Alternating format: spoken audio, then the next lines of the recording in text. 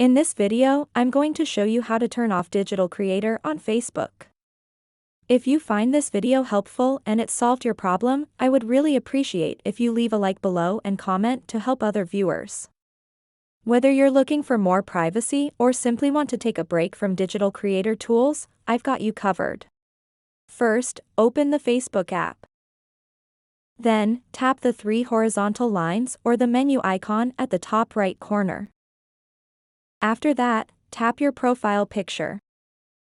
If you've turned on digital operator mode in Facebook, you'll see a digital creator indicator in your details. To turn it off, click on ellipsis icon next to the Edit Profile button.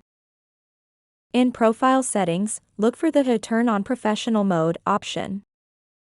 In my case, it says Turn on, but because you are using this feature, just tap on Turn off. And that's how you turn off digital creator mode on Facebook. Now you have more control over your digital footprint. I hope this helps, and if you have any questions, leave the comment below. And if you found this video useful, please hit that like button. See you soon.